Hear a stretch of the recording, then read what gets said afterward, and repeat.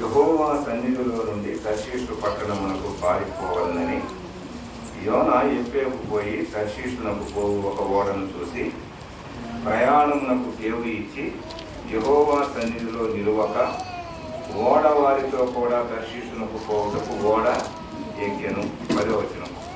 తాను యెహోవా సన్నిధిలో నుండి పారిపోతున్నట్టు అతడు ఆ మనుషులకు తెలియజేసి ఉండెను కనుక వారు ఆ సంగతి తెలుసుకొని మరింత భయపడి నీవు చేసిన పని ఏమని అతన్ని అడిగిరి.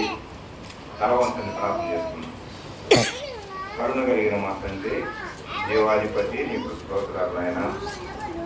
భయంకరమైన మరణాపాయాల నుంచి తప్పించావు. యెహోషువ విషయంలో తెలియని పురుగు, విషపు జీవి బాబును అనేక అపాయాలు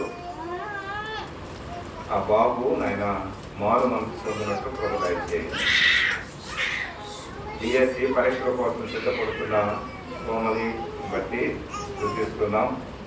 వేటపాలెం స్టేట్ కాలేజీలో ఎగ్జామ్ రాయనే ఉంటుండగా ప్రభు ఆ బిడ్డకు నేను జీవనోపాధి కోసం మీరే అనుగ్రహిస్తారని విశ్వసిస్తున్నాం. అలానే బాబు విషయంలో కూడా ప్రార్థన చేస్తున్నాం. కనికరంతో పడిన ఆయన ఈరోజు రాక వెనుకబడిన బిడ్డలు, ఆరాధనలో లేని బిడ్డల కోసం ప్రార్థన చేస్తున్నాం.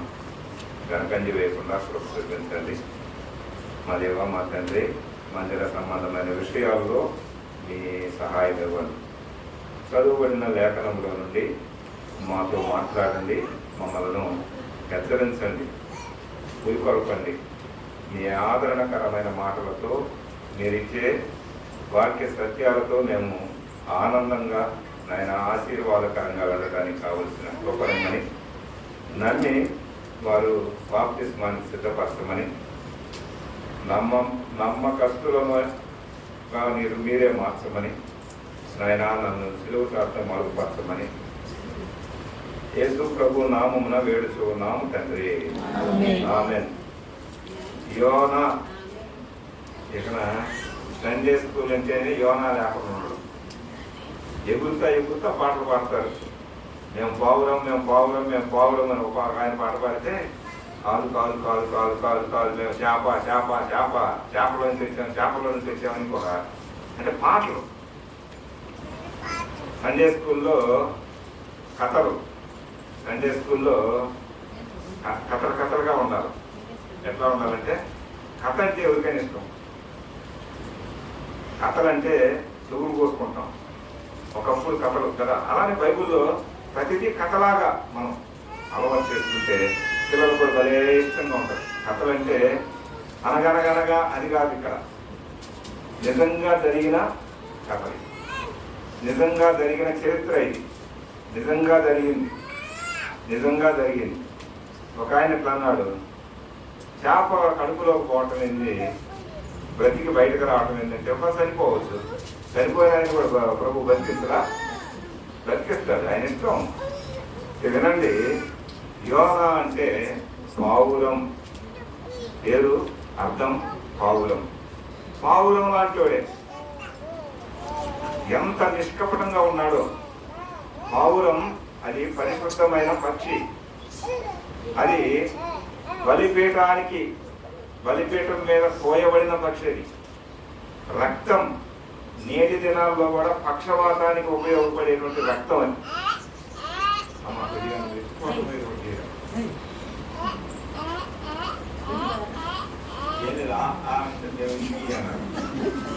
కొద్దిగా మీ పిల్లల్ని కంట్రోల్ చేసుకోవాలి. కొద్దిగా అటు తీసుకొని బయటకు అదేనండి. యోనా అంటే ఏంటి చెప్పండి, అందరూ చెప్పాలా? గుర్తు పెట్టుకోవాలి. పావురం గురించి చెప్పుకుంటున్నానంటే, పావురం లాంటి జీవితం మనకు అవసరం. పావురంలో చాలా లక్షణాలు ఉన్నాయండి. అది ఒక పక్షితో జత కడితే చనిపోయిన తర్వాత కూడా ఒంటరిగా చనిపోయిందని చరిత్ర చెబుతుంది. అట్లాంటి జీవితం మన కుటుంబాల్లో ఉండాలి. మన కుటుంబాల్లో పవిత్రంగా ఉండాలంటే ఆ సంసారంలో భార్యాభర్త తప్ప ఇంకెవరు మధ్యలో రాకూడదు, మధ్యలో దూరితే వాళ్ళ దోమలు, ఈగలు, చీమలు ఇంకేదన్నా అనండి పాడు చేయటమే.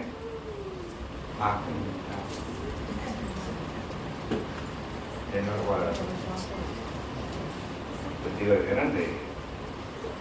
అంశం ఎత్తుకోలేదు, పావురం అన్నాం, పాములు లాగా పడి పాము వస్తే చాలు. పాములు కూడా మనకు అవసరం. పాము ఎంత యుక్తి కలిగింది, దాని ప్రాణం దానికి ప్రాణం మీదకి వస్తే తప్ప అది కలవదు, దాన్ని కదిలిస్తే తప్ప అది మన వెంట పడదు. సింహం కూడా అంతేనండి. మేము దూరణాలు వెళ్ళాం, 3-4 దినాలు అక్కడే ఉన్నాం. మన మీటింగ్ జరిగినటువంటి అన్న చనిపోయాడు. అన్న పేరు తెలుసా మీకు? 2 అన్నదమ్ములు వారం రోజులు చనిపోయారు. అన్న పేరు నాకు కరెక్ట్ గుర్తు రావట్లేదు. చాలా ఉత్తముడు. కరోనా వచ్చింది. వాళ్ళ అన్నయ్య కూడా విజయవాడలో పనిచేస్తారు, ఇంజనీర్. ఆయన దేవుని సువార్తకు తప్ప ఆయన దేనికి పైసలు ఖర్చురాడు. ఆలస్యంగా వస్తే గేట్ వేసేస్తాడు. పేర్లు నాకు గుర్తురాట్లేదు, అదే విచిత్రం. ఎందుకంటే మేము కూడా 52 సంవత్సరాలకు వస్తున్నాం, 52వ సంవత్సరం వచ్చాం కాబట్టి కొద్దిగా మతి మరుపులు ఉంటాయి. ఒకసారి ఒక సేవకుని పిలిస్తే జరిగిన విషయాలే ఖచ్చితమైన విషయాలు. సేవకుని పిలిస్తే ఫలానా టైం అని పిలిచారు, ఆరాధన ఫలానా సమయం నుంచి అంటే ఈయన లాడ్జీలో ఉండి లాడ్జీలో దింపారు. ఆలస్యంగా 8 గంటలు అనుకోక 8 గంటలు అంటే 8 గంటల 10 నిమిషాలకు వెళ్ళారు. గేట్ వేసాడు, తాళం వేశాడు. గేట్ వేసాడు, తాళం వేశాడు. అలాంటి వాళ్ళు లేరండి నేటి దినాల్లో. ఇప్పుడు మంచోళ్ళు కదా, మంచోళ్ళు కాదు అనుకుంటాం మనం, అంతే కదా మనకున్న విషయాల్లో. గేట్ వేస్తే ఆయన ఫోన్ చేస్తున్నాడంటే వీళ్ళు ఫోన్లు ఒక్కరు కూడా కాదు,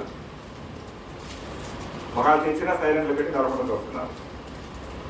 ఆరాధన అయిపోయింది, వీళ్ళే మాట్లాడారు, బయటకు వెళ్ళారు. ఆయనకు ఆరాధన కూడా లేదు. సేవకుడిని పిలిస్తే లాడ్జీలో పెడితే పలానా సమయం అని చెప్పి అన్ని సౌకర్యాలు ఏర్పాటు చేస్తే ఆలస్యంగా వచ్చారు. మంచి సేవకుడు నేను ఎప్పుడు గౌరవిస్తూ ఉంటాను. రాజధాని నగరంలో 27 గ్రామాల్లో ఆ సేవకునితో కలిసి తిరిగాము.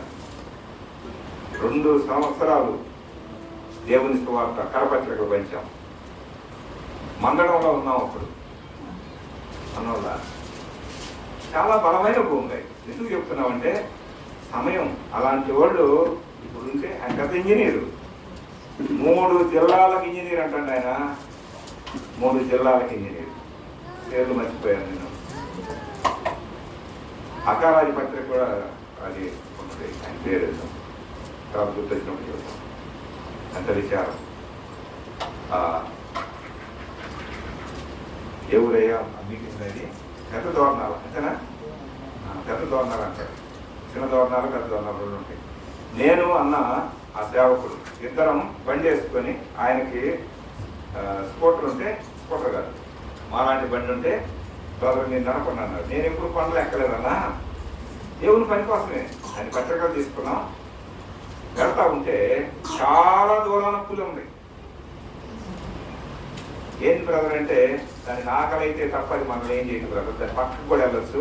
ఆకలి అయితే మాత్రం, ఆకలి అయితే ఏం చేసింది అది ముందుగానే మన అట్లా నడుస్తా పోదు, అట్లా పోదు. ఆకలి అయితే మనం అయిపోయినట్లే. ఎందుకు చెప్తున్నామంటే వాళ్ళ అన్నయ్య అట్లా గేటేసింది. చాలా మంచి విశ్వాసం. సమయం అంటే సమయమే. చాలా సిగ్గుపడుతుంటాం కొన్ని విషయాల్లో. ఈ పావురం కూడా ఎంత పవిత్రంగా ఉంటుంది, ఎంత నిష్కళంకంగా ఉంటుంది, ఎంత మర్యాదగా ఉంటుంది. పావురానికి ఉన్నటువంటి, పావురంలో మనం నేర్చుకోవాలా. అది జత కట్టినటువంటి ఆ జత పక్షులు చనిపోయేంత వరకు కూడా, ఒకవేళ ఒక పావురం చనిపోతే ఇంకో పావురం కూడా అలా చనిపోతే ఇంకో దాంట్లో తిరగటానికి కూడా ఒప్పుకోదంటే చరిత్ర చెబుతుంది.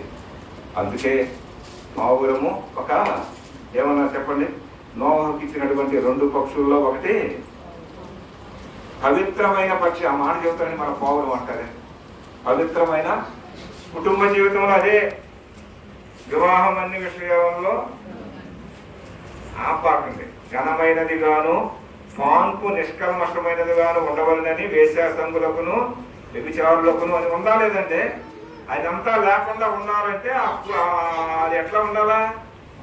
పావురంగులే ఉండాలా, పావురంగులే ఉండాలంటే అప్పుడే కుటుంబాలు ఆనందంగా ఉంటాయి.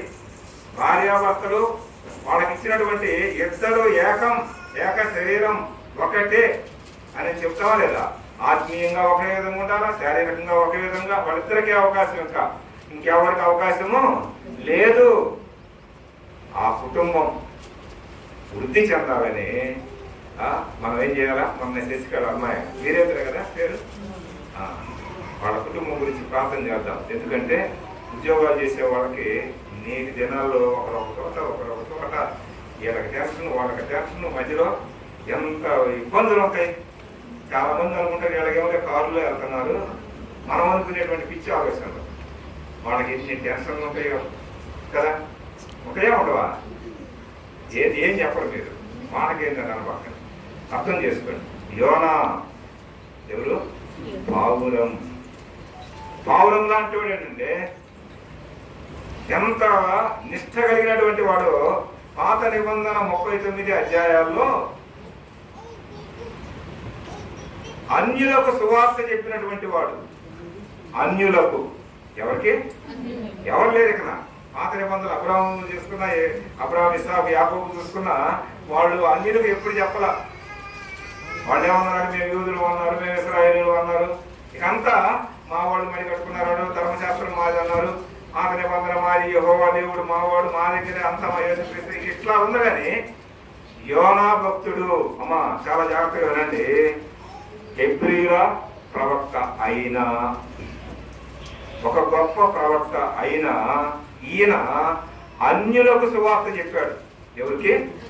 దేవుడు అన్నాడు, యెహోవా యోనాకు ప్రత్యక్షమై, చూడండి మొదటి వచనం, అమిత్తయి కుమారుడైన యోనాకు ప్రత్యక్షమై ఎలాగ సెలవిచ్చెను, నీనివే పట్టణస్థుల దోషం. ఎవరిళ్ళు? కొంచెం తెలియాల, నా వైపు చూస్తున్నాను. నీనివే అనేటువంటి ఒక పట్టణం. ఇప్పుడు మనకి హైదరాబాద్ ఒక పట్టణమేనా? అవునో కాదని చెప్పండి. ఢిల్లీ ఒక పట్టణం, బాంబే ఒక పట్టణం, మన ఆంధ్రప్రదేశ్ కింద ఏం పట్టణం లేదు. ఉన్నదని చెప్పుకుందాం, ఉందండి లేదు. ఇంకా పట్టణం నిర్మిస్తారు, ప్రార్థన చేస్తారు దాని గురించి కూడా. వినండి, ఒక పట్టణాన్ని వెళ్ళి నువ్వు దేవుని మాటలు చెప్పాలా యోనా అన్నాడు. ఏందయ్యా పట్టణం అంటే అశ్షూరీయుల పట్టణం. అది ఏం పట్టణం?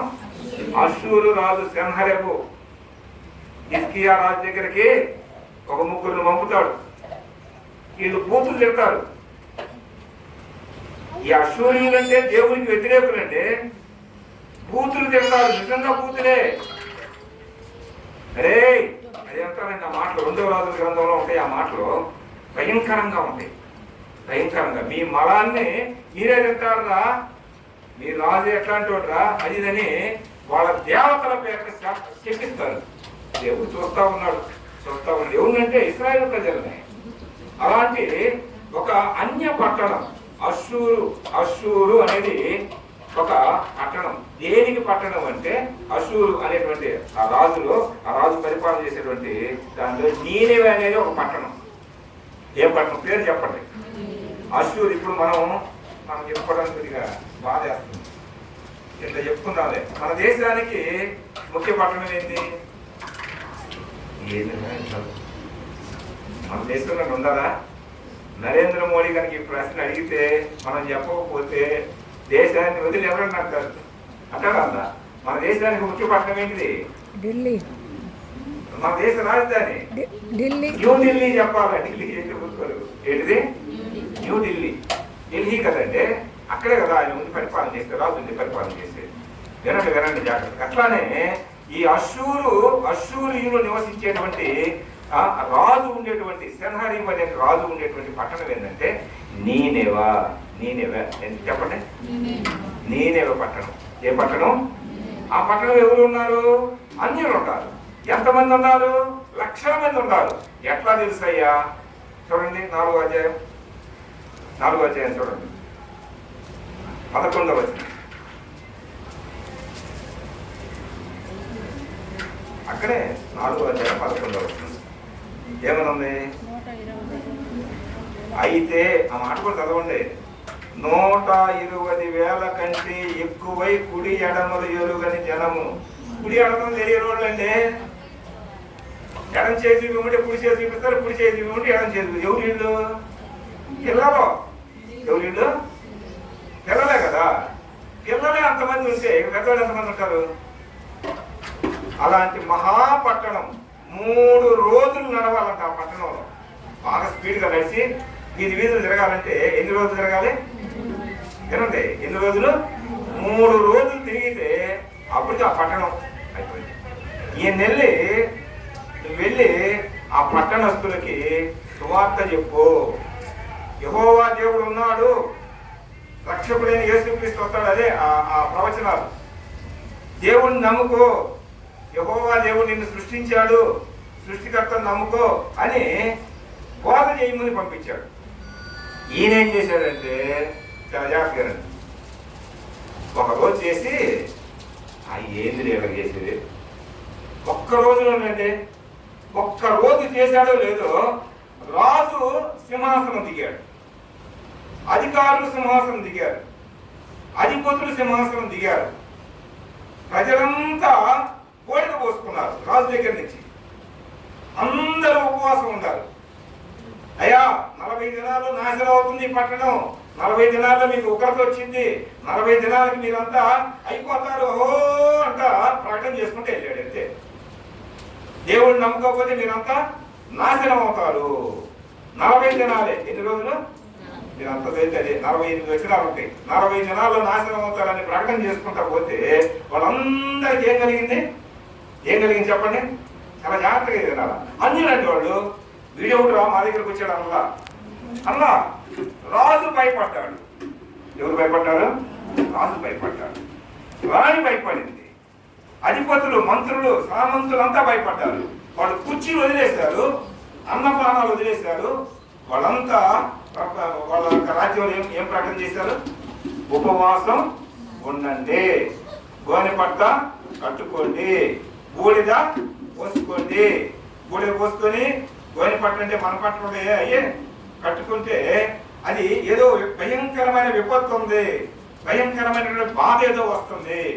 ఒక కుటుంబానికో, ఒక ఊరికో, ఒక జిల్లాకో, లేకపోతే అప్పుడున్నటువంటి రాజ్యానికో ఏదైనా ఒక భయంకరమైనటువంటి పరిస్థితి ఉంటే ఇదంతా ఏం చేస్తారు చెప్పండి?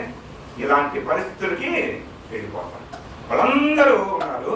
అప్పుడు రాజు, సామంతులు, అధికారులు అన్నారు కదా, అదే మనం కూడా కాదు, మనకుండే పశువులు ఉన్నాయా లేవా? పశువులు, వాటికి కూడా మేత వేయొద్దు, వాటికి కూడా నీళ్లు పెట్టద్దు. అమ్మా తినండి జాగ్రత్తగా, ఉపవాసం ఉపవాసం ఉపవాసం అని బరీగా మంచినీళ్ళు తాగి, నీళ్ళు తాగి టిఫన్ చేసి వచ్చి కూర్చోబాకండి. ఉపవాసం అంటే దాన్ని అర్థం చేసుకోండి, ఏమీ తినకూడదు, త్రాగకూడదు. ద్రవ ఘన పదార్థాలు తినకుండా త్రాగకుండా ఉండేదే ఉపవాసం. నేను ఇంతకుముందు కోతి ఉపవాసం చెప్పాను, మీకు గుర్తుందా లేదు? వాళ్ళు మర్చిపోబాకండి, ఎన్ని పాఠాల్లో ఉండి పిల్లలు. ఉపవాసం అంటే ఏమి తినకూడదు, ఏమి చెప్పండి, ఆ మాట చెప్పండి. ఉపవాసం అంటే ఏంటి? ఏమి తినకుండా, ఏమి త్రాగకుండా, గాలి మాత్రం పీల్చుకోవాలి, ఎందుకంటే ఆ చనిపోతాం కాబట్టి. తినకుండా త్రాగకుండా చేసేదాన్ని ఏమంటారు? ఉపవాసం. మన ఉండేదాన్ని ఏమంటారు? చాలా జాగ్రత్తగా ఉండాలి. ఉపవాసం సాటించినప్పుడు చాలా జాగ్రత్తగా ఉండాలి. ఉపవాసం సాటించగా అటు పశువులు మేతలేదు, పశువులకి నీళ్లు కూడా పెట్టాల. అదేంటి? వాళ్ళందరూ మారు మనసు పొందారండి, భయపడ్డారు, వాళ్ళలో వణుకు వచ్చేసింది. ఈయన ఎవరు చెప్పండి? భయపెట్టేటువంటి వాడు ప్రవక్త. భయపెడతాడంటే ఒక్క ప్రసంగం చేస్తే చాలు, వెళ్తారంతా చేసేసారు కంటే వాళ్ళందరిలో ఏమొచ్చింది? వణుకు. వణుకు గడగడ గడగడ దేవుని వాక్యానికి వణికిపోయారండి. అయితే వినండి, అర్థం అది కాదు. వాళ్ళు వణికిపోతే మనం కూడా వణకాల్సిందే కదా. పాఠాలు అన్యులైనటువంటి అశూరియులు నీనివే పట్టణానికి వెళ్ళి నువ్వు చెప్పయ్యా అంటే ఈయన ఎట్లాంటి తెలుసా? నీనివే పట్టణంలో నాకు మంచినీళ్ళు ఇచ్చేవాడు లేడు, ఎందుకంటే అన్యులోడు. ఎవరైనా అన్యులు మనం చేర్చుకుంటారండి? మనం దేవుని మాటలు చెబుతా బ్రహ్మాండం ఉండాలంటే అన్యులు పిలిచి మనకేమన్నా పలహారాలు పెడతారా? మనూళ్ళు అనుకున్నాం కాసేపు అటు వెళ్ళి దేవుని వాక్యం చూద్దాము అనుకొని ఇదని చదవకపోతే ఎవరన్నా మంచినీళ్ళు ఇచ్చేవాళ్ళు ఉంటారా? ఎవరన్నా టిఫిన్లు పెట్టేవాళ్ళు ఉంటారా? ఎవరన్నా భోజనాలు పెట్టేవాళ్ళు ఉంటారా? అసలు మొత్తం అన్నీ అనుకోండి. ఇప్పుడు అసలు మనూళ్ళు అంటే ఇక్కడ క్రైస్తవులు ఉన్నారు, అసలు లేరు. వాళ్ళకు ఒక కట్టుబాట్లు ఉంటాయి, వాళ్ళకు ఒక దేవతలు ఉంటాయి, ఉన్నారు దీనిలో బైబుల్లో ఉన్నటువంటి. అలాంటి దానికి నేను బాగునయ్యా, నువ్వేమన్నా నేనేవో బావాలంటున్నావు? ఆ పట్టణం భయంకరమైన, అది భయంకరమైన పెద్ద పట్టణం.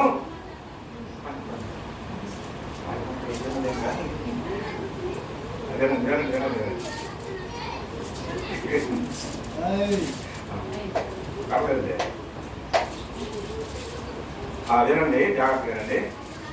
నేను ఇదిపోతున్నాను, వాళ్ళకి రావాలి. పోయింది మనసు. అన్యులు భయపడ్డారంటే ఆ అన్యుల దగ్గరికి వెళ్ళి నువ్వు సువార్త చెప్పయ్యా, దేవుని మాటలు చెప్పయ్యా అంటే ఈయనేం చేశాడు? నేనే పట్టణానికి వెళ్ళనయ్యా, ఆ పట్టణం భయంకరమైంది, అసలు రాజుల్నే తిట్టారు, సవాలు చేశారు, మీ మనం మీరే తినంటారా బాబు, మీ దేవుడు అట్లాంటి వాడిని తిట్టారు, ఆ మాటలు ఉన్నాయి ఉందని ఇట్లా తిట్టినటువంటి పట్టణానికి వెళ్ళి నేనెందుకు పోతానయ్యా అని ఈ యోన చూడండి, పావులమే నిష్కపటమైన వాడే మంచివాడే కానీ ఒక్కసారి ఆలోచన చేసుకొని నేనే ఒక పట్టణం వద్దులేయ్యా, ఎక్కడికి వెళ్ళాలనుకున్నాడు? ఎక్కడికి? తర్షీషు. అడవు ఆడలు ఉంటాయి, మన వాళ్ళు ఉన్నారు, యోధా వాళ్ళు ఉన్నారు, తర్వాత మా జాతి ఉంది, మా వాళ్ళు ఉన్నారు అని ఇటు వెళ్ళకుండా కేవిచ్చి ఏంది ఆ ఓడెక్కి అటు వెళ్తున్నాడు. అంటే నేను చెప్పాల్సిన అంశం ఏంటంటే ఆ మాట చూడండి, 2వ వచనంలో 3వ వచనంలో యెహోవా సన్నిధిలో నుండి యెహోవా చెప్పిన మాటగా నాచినటువంటి ఈ యోన, ఈ పావురం, ఈయన యెహోవా సన్నిధిలో నుండి తర్షీషు పట్టణం వరకు పారిపోవాలనుకుంటున్నాడు. ఏ పట్టణానికి వెళ్ళమన్నాడు? మొదటి వచనంలో, 2వ వచనం, నీనేవ పట్టణస్థుల దోషము నా దృష్టికి ఘోరమాయను కనుక నీవు లేచి నీనేవ మహాపట్టణమునకు పోయి వారికి దుర్గతి కలుగునే అయ్యా అయ్యా అయ్యా ప్రమాదం ఉంది, డేంజర్ డేంజర్ డేంజర్, ఇదిగో 40 దినాలు ఇది అని ప్రకటన చేయని దేవుడు చెబితే 3వ వచనంలో ఏమంటున్నాడు? అయితే యెహోవా సన్నిధిలో నుండి తర్షీషు పట్టణములకు పారిపోవాలని యోనా ఎప్పేకు పోయి తర్షీషులకు పోవు ఒక ఓడను చూసి ప్రయాణమునకు కేవు ఇచ్చి యెహోవా సన్నిధిలో నిలువక ఓడ వారితో కూడా తర్షీషులకు పోవుటకు ఓడ ఇటు బొమ్మన్నాడు. నా వైపు తినండి, యెరూషలేము పట్టణం ఇది అనుకోండి. తూర్పు వైపు ఒక పట్టణం ఉంటుంది, పడమర వైపు ఒక పట్టణం ఉంటుంది. ఇట్లా అనుకోండి, వరక తూర్పు వైపున తర్షీషు ఉంది అనుకోండి. వాస్తవం తర్షీషు కాదు, అక్కడ ఉండేది నీనేవే పట్టణం. తూర్పు వైపున తర్షీషు, పడమర వైపు ఏమన్నా నీనేవే. అటు ఇటు దూరం ఎంతంటే సుమారు 800 మైళ్ళు. ఎన్ని మైళ్ళు? సుమారు 8 మైళ్ళు, 800 మైళ్ళు. ఇటు పంపుంటే ఇటు పోయాడు, తూర్పు పోయా నాయన, నీనే పట్టణానికి వెళ్ళు నాయన. ఆడ వాళ్ళ దోషం భయంకరంగా ఉంది, వాళ్ళ పాపం ఎట్లా ఉంది, నా దృష్టికి ఘోరంగా ఉంది, నువ్వు వెళ్ళాలా అని అంటే తలూపాడు. తలూపేమో ఏం చేస్తున్నాడు? కొద్దిగా ఆలోచన చేసి అటు ఎందుకులే, ఇటు ఇంకో పట్టణం ఉంది, మా వాళ్ళ పట్టణం. ఏం పట్టణం అది చెప్పండి? తర్షీషు పట్టణం. అది ఆ పట్టణం అంటే భలే ఉంటుందండి అని విద్యార్థులు వెళ్ళాడు. ఏమయ్యాడు యోనా? యెహోవా మాట కింద, యెహోవా సన్నిధిలో నుంచి అంటే అక్కడ ఆరాధన నుంచి వెళ్ళాడని కాదు దాని అర్థం. యెహోవా మాట ఎవరైతే వినకుండా ఉంటారో ఆయన సన్నిధి ఉండదు. యెహోవా మాట ఎవరైతే నిర్లక్ష్యం చేస్తారో ఆయన సన్నిధి మనకేమైతే దూరం అయితే పారిపోతున్నాడు. దేవుడు ఒక మాట చెబితే ఈయన ఇంకొక విధంగా పెడుతున్నాడు. తూర్పు వైపు వెళ్ళయ్యా, అక్కడ నేనే పట్టణం ఉందంటే నేను దోన అనుకుంటున్నాడు, నేనే ఆడేది ఆ ఇబ్బంది గడపడేది, నాకు భోజనం పెట్టరు, మంచి నీళ్ళు ఎవరు పలకరించరు, ఈ 40 దినాలు అంటున్నావు, అది 3 దినాలు ప్రయాణం అంతా ఉంది, 3 దినాలు ఎవరు పలకరించకపోతే నేనేం చేయాలా, నేను చచ్చిపోనా అని లోన అనుకొని ఏం చేశాడు, ప్రయాణాన్ని అటువైపు ప్రయాణాన్ని ఇటువైపు మరల్చుకున్నాడు. ఇది మరల్చుకోగానే ఏమొచ్చింది, పారిపోతున్నాడు. దేవుడు ఏమన్నాడు, పారిపోమన్నాడా? ఈ ప్రకటన దుర్గతి నేనే పట్టణానికి ఇట్లా అంటే నేను పోనని ఇటు వెళ్తున్నాడు. వెళ్ళి వినండి, వెళ్ళి మొత్తానికి ఏమెక్కాడు, ఓడ ఎక్కాడు. ఏమెక్కాడు, ఓడ అంటే ఎక్కడ ఉంటుంది, సముద్రంలో లేకపోతే నేలలో, అంతే కదా, మన చెరువులో కాదు, ఇక్కడ ఉండే చిన్న చిన్న దోణలు, అంతే కదా, చిన్న చిన్న పడవలు.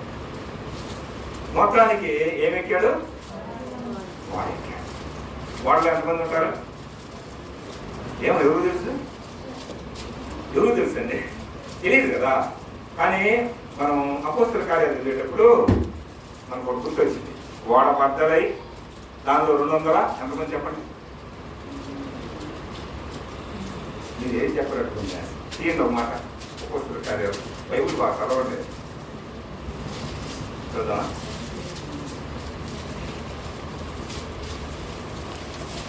ఒక దీపానికి వెళ్తే మెరిసే దీపం కదా, అంతేనా? ఎక్కడ ఉంటుంది అది? అపోస్తల కార్యాల గ్రంథం దొరికిన తొందరగా చెప్పండి. 27వ అధ్యాయం 37వ అధ్యాయం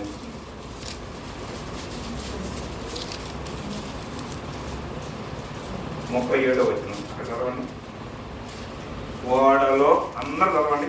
ఓడలో ఉన్న మేమందరము 276 గుర్తుపెట్టుకోండి, బైబిల్ కదా, 276 ఉన్నారు అంటే 100 మంది ఉంటారుగా.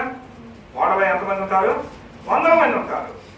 ఆ ఓడ ఈ ఓడ ఒకటని కాదు నేను చెప్పటం, కనీసం ఓడలో ఎంతమంది ఉంటారు, అది బ్రద్దలైపోతే వాడు కొడుకుపోతారు, ఇదంతా చరిత్ర వేరు. ఈ ఓడలో ఎంతమంది ఉన్నారు, ఓడలో తూర్పువైపు వెళ్ళాయి అంటే పడమర పోయి ప్రయాణం కట్టాడు, వెళ్ళి ఓడలో కూర్చున్నాడు, కూర్చొని బ్రహ్మాండంగా కిందకి వెళ్ళాడు. ఓడలో దాన్ని ఏమంటారు, ఆమెలు ఉంటాయి, మొదటి పైన అట్లా మన ఇల్లు కనుకుంటే చూడు, అప్స్టేర్ మన అక్క వాళ్ళ ఇల్లు ఉంది కదా, ఫస్ట్ చూసావా నాకు తెలియదు, ఆమరం అన్నారు, అది చూద్దాం తర్వాత. ఓకే మంచిది. అక్కగా అట్లా పైన అంతస్తులు కట్టుకుంటాం కదా మనం, అట్లానే కిందకి వెళ్ళాడు ఈయన. ఎక్కడికి వెళ్ళాడు, అసలు ఈయన పరిస్థితుడు పైకి వెళ్ళవయ్యా బాబు అంటే వెనక్కి వెళ్ళాడు. వెళ్ళి పారిపోతూ ఎక్కడికి వెళ్ళాడు, లోనకి వెళ్ళి మనవాళ్ళు ఎవరు నొక్కలేమో, మా వాళ్ళు ఎవరు నొక్కలేమన్నా చూసి ఏందబ్బా ఎక్కడికంటారేమో అర్థం అవుతుందిగా. చేసిందేంది, దేవుని సన్నిధిని వదిలాడు. దేవుడు చెప్పిన మాట అనకుండా సొంతగా అంటున్నాడు. అక్కడ చెప్పడం ఏమన్నా నేనే పోతున్నా అన్నావు, అక్క ఇదని చెప్పాడు. ఇప్పుడు ఎక్కడికి పోతున్నాడు, పారిపోతా తర్షీషు వాడు ఎక్కువగానే ఈయనకేమొచ్చింది చెప్పండి. నేను వినుకోండి వేస్తున్నానని చెప్పాను అనుకో, నేను నసరాపేట కోసి ఎక్కాను అనుకో, మీరు నసరాపేట కోసి ఎక్కి నన్ను ఏమంటారు, ఇట్లా చెప్పండి.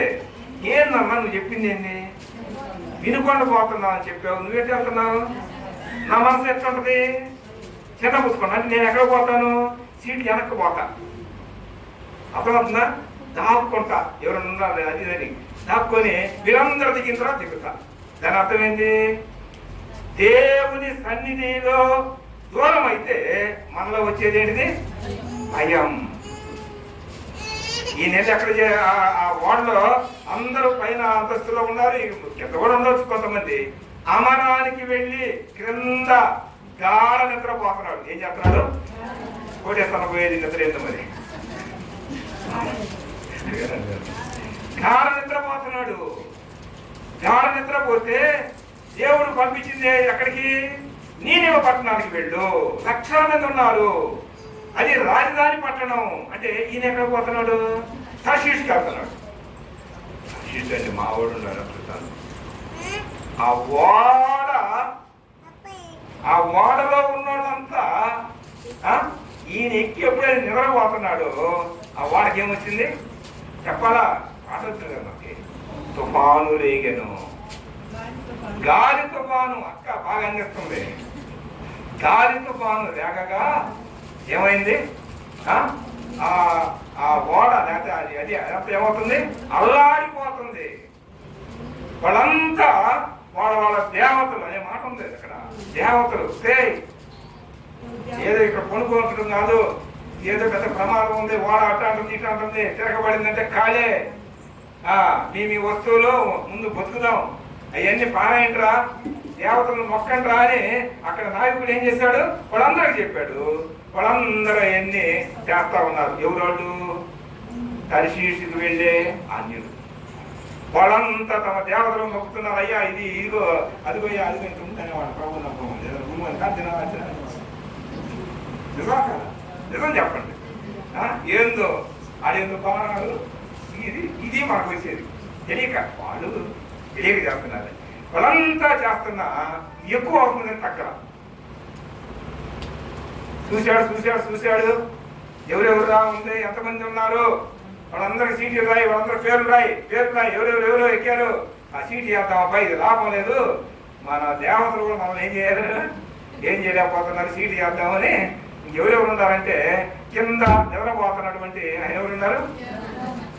యోనా దగ్గరికి వెళ్ళి ఒక మాట అంటున్నాడు, పోయి నిద్రపోతాడా? లేరా బాబు, ఏంద్ర కమ్మగా నిద్రపోతాడా? మేమంతా అల్లాడుతుంటే అసలు ఈ వాడ ఎడిపోయిందో తెలియదు, ఎక్కడ చల్లాసిందో తెలియదు, మేమందరం చచ్చిపోతాం, మాతో పాటు నువ్వు కూడా వస్తావు బాబు, నువ్వేంటి నిద్రపోతున్నా? పోయి నిద్రపోతూ. దేవుని సేవకుడు అండి, సేవకుడే కదా, మంచి సేవకుడు. ఎంత సేవకుడు అంటే నిష్కపటమైన సేవకుడు అండి. అలాంటి సేవకుడిని ఒక అన్యుడు వచ్చి అంటున్నాడు, పోయి నిద్రపోతాడా? నిద్రపోదు, పోయి నిద్రపోతు. ఆ మాట వాడితో ఎక్కడండి ఆ మాట? ఆ మాట మొదటి వేస్తున్నాడు, మొదటి చేయాలండి.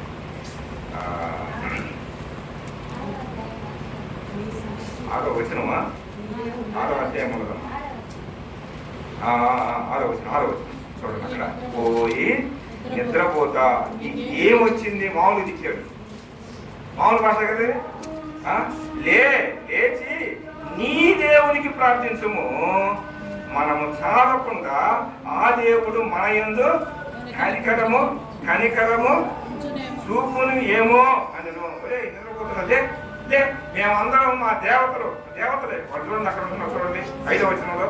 కాబట్టి నావికులు భయపడి ప్రతి వాడును తన దేవతను ప్రార్థించని మాట ఏముంది? తన దేవతను ప్రార్థించేది వాళ్ళగా అట్లా చాలాసేపు ప్రయత్నం చేసి ఉంటారు. చివరికి ఇక్కడికి వచ్చి నిద్రపోతుంటే, మేమంతా పూజలు చేస్తుంటే, మేమంతా మా విధానంలో చేస్తుంటే నువ్వేంద్ర నిద్రపోతా, అసలు నీకు ఏమొచ్చింది? ఏమంటున్నాడంటే, పోయి నిద్రపోతా, నీకేమొచ్చినదని లేచి నీ దేవునికి అన్నమాట. అంటే ఎవరాడు? మా దేవతలు కాదు. ఎంత అర్థమైంది దీనికి?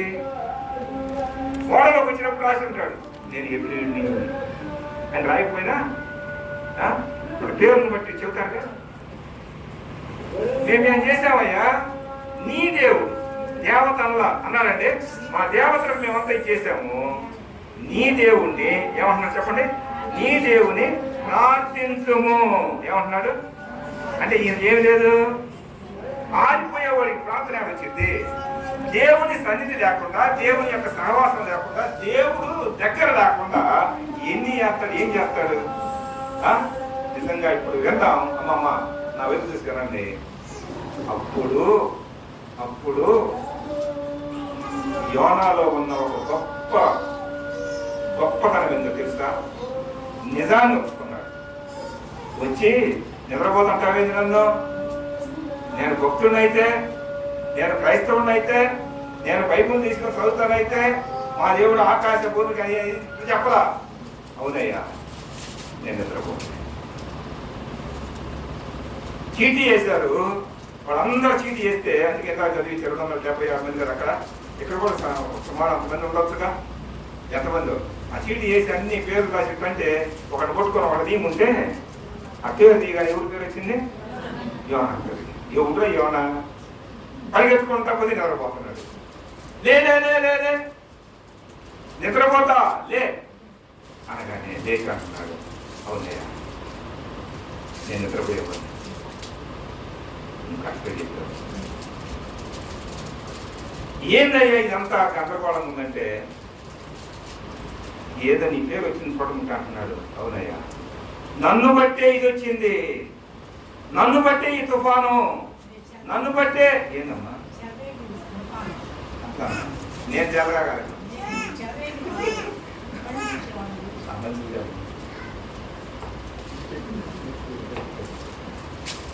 ఏం చెప్తాను కదా. ఈ తుఫాను నన్ను బట్టే వచ్చింది. రక్త సేవకుడు కదా, అన్యులకు సువార్త చెప్పినటువంటి 39 గ్రంథాలలో ఉన్నటువంటి యోనా ఒక్కడే. ఒకవేళ మార్గం తట్టు పోతున్నా తన విషయం ఏందో చెప్పాడు. అయ్యా నేను సామాన్యుడు కాదు, నన్ను బట్టే వచ్చింది.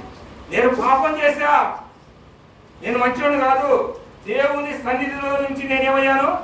పారిపోయా.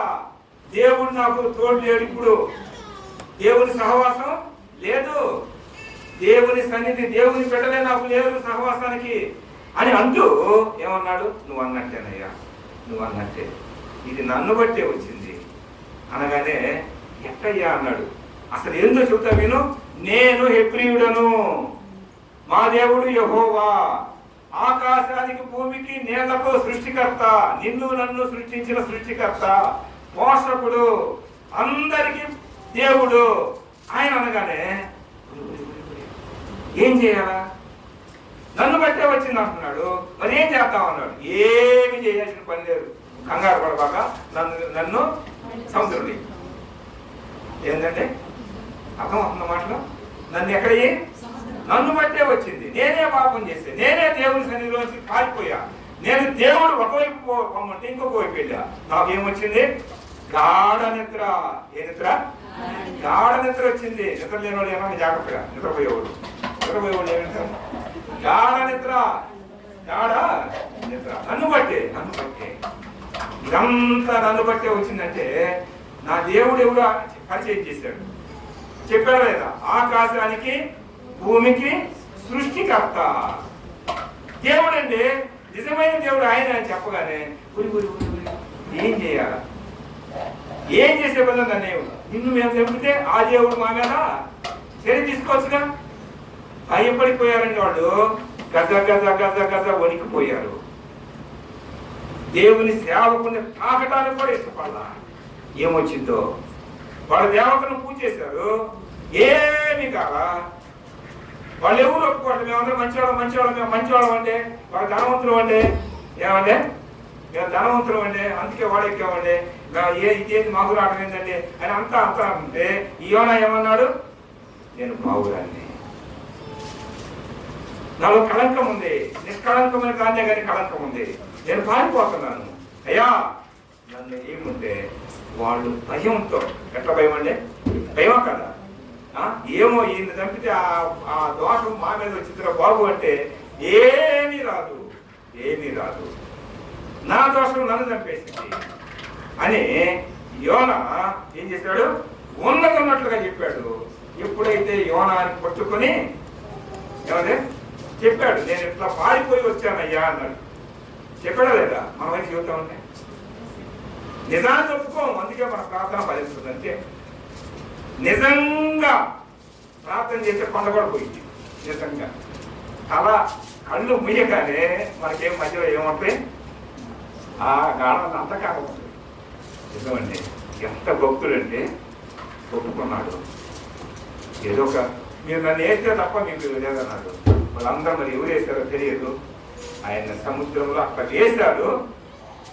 వేశారో లేదో గాలంతా నిమ్మలమైపోయింది, సముద్రం అంతా అదనం అయిపోయింది. ఇంకేమైపోయింది? వాతావరణం ఎట్లయిపోయింది చెప్పండి.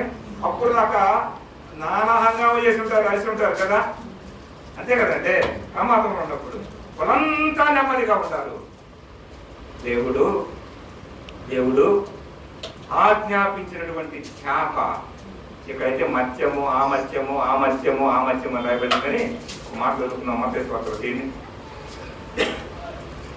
ఒక మాట 12వ అధ్యాయం 39వ వచనం చదువుతారు.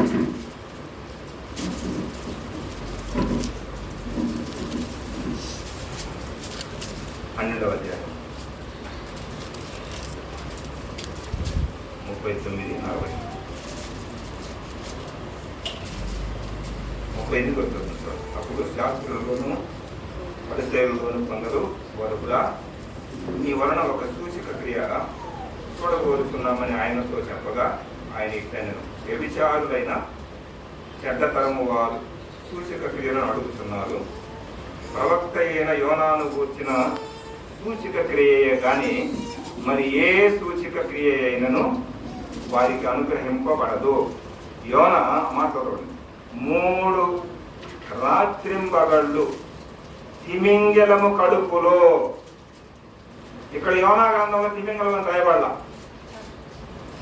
చేప కాదమ్మా, మత్స్యం అని రాయబడింది. మత్స్యం అని రాయబడింది.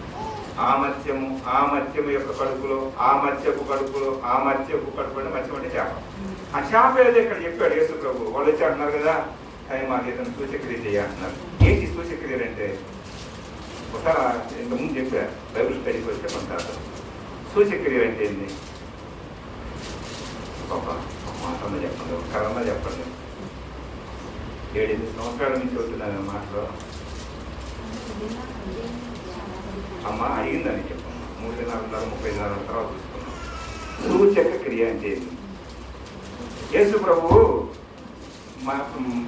పెళ్లికి పిలవబడ్డాడుగా, ఆడ మొదటి సూచక్రియ చేశాడని ఉందిగా. సూచక్రియ అంటే ఏంటి? అంటే ద్రాక్షరసం ఎందుకు? సూచక్రియ అంటే ఏంటి? చూస్తూ చూస్తూ చూస్తూ చూస్తూ ఉండగానే నీళ్లు ఏమైపోయినాయి? చూస్తానే ఉన్నాం, చూడకుండా ఉండేది కాదు. చూస్తూ చూస్తూ చూస్తూ ఉండగా జరిగేది చేసేది సూచక. అర్థం అది ఇప్పుడన్నా. దాంట్లో తీసుకొచ్చి నీళ్లు పోయమన్నాడు. 6 బాణలకి 6 బాణలు పోస్తున్నారు, నీళ్ళే పోస్తున్నారు. ఆ బాణంలో నీళ్లు ఆ నీళ్లు ఆ బాణంలో అయిపోగానే అది ఏమంటారు అంటే బాణమేనా? ద్రాక్షరసం కాదన్నా. ఎందుకంటే ద్రాక్షరసం ఇదేనా? ఆ నీళ్లు దాంట్లో పోస్తా ఉన్నారు. పోసిన వాళ్ళకి తెలిసి నీళ్ళే పోసారు. నిజంగా నీళ్ళే, కానీ దాంట్లో నుంచి తీసుకొస్తుంటే అవి ఎట్లా ఉన్నాయి? మంచి ద్రాక్షరసం అంటే ఆ మాట చెప్పలే. ఏందయ్యా ఇంతకుముందు డబ్బులు మా అందరికి నెత్తిని పెట్టావు, ఇప్పుడు వచ్చిన వాళ్ళకి ఏమిస్తున్నావు? మంచి ద్రాక్షరసం చెప్తున్నావు అనలేదన్నమాట. ఏంటిది? చూస్తూ చూస్తూ చూస్తూ ఉండగానే జరిగే సూచక్రియ. ఇప్పుడు మనం చూస్తూ ఉంటామండి.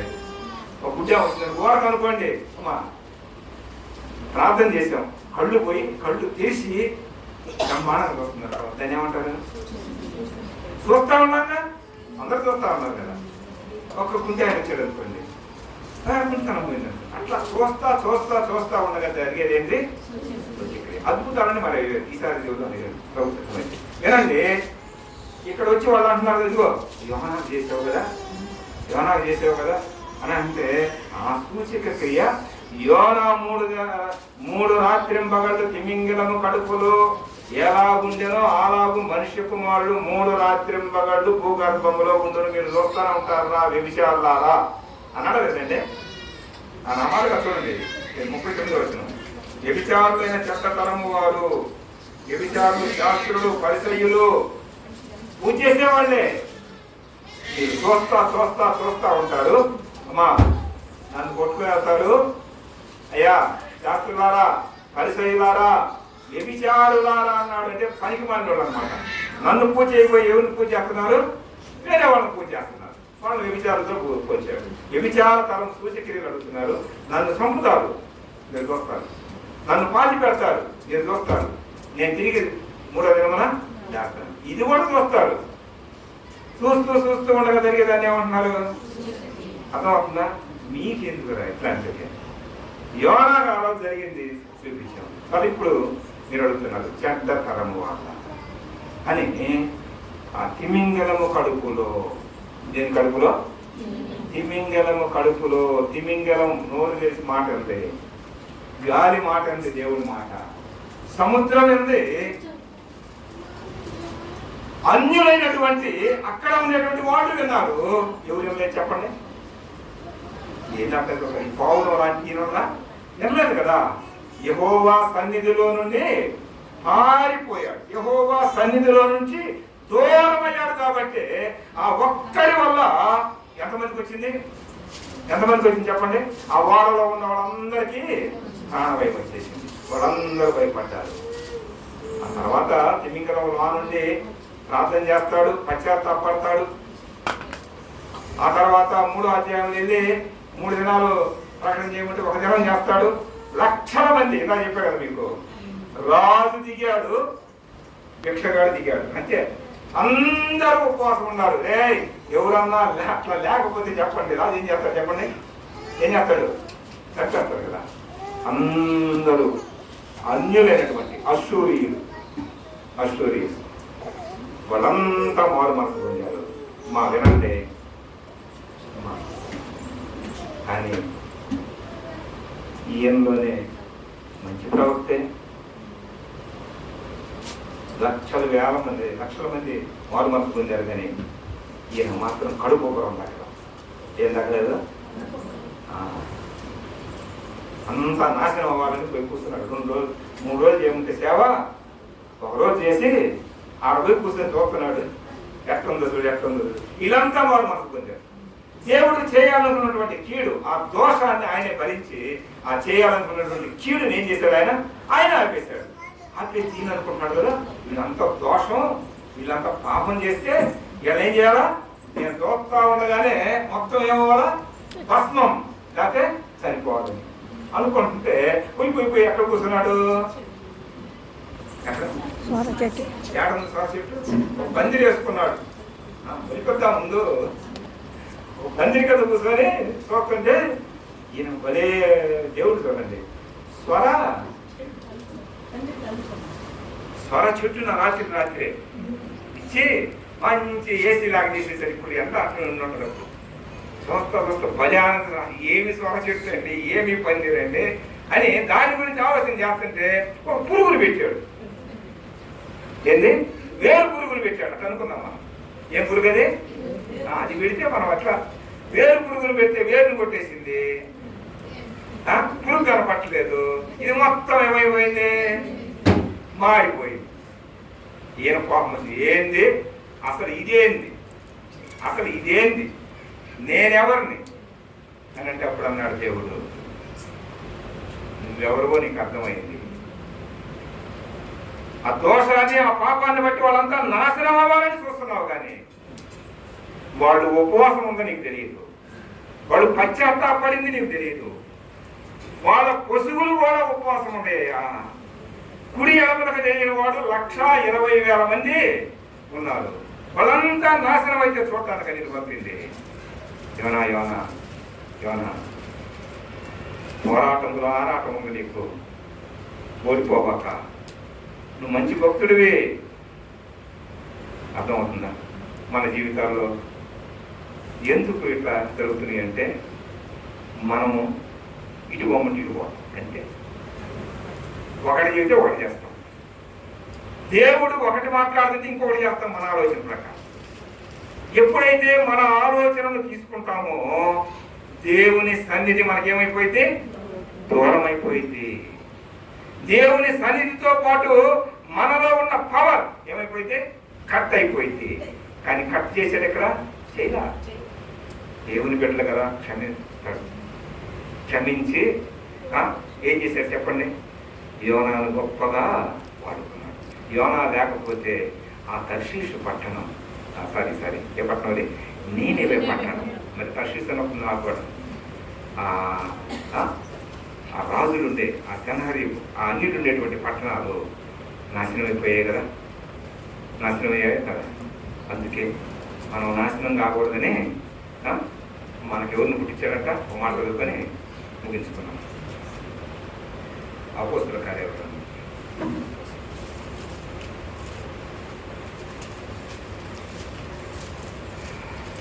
చేస్తారా? 3వ అధ్యాయం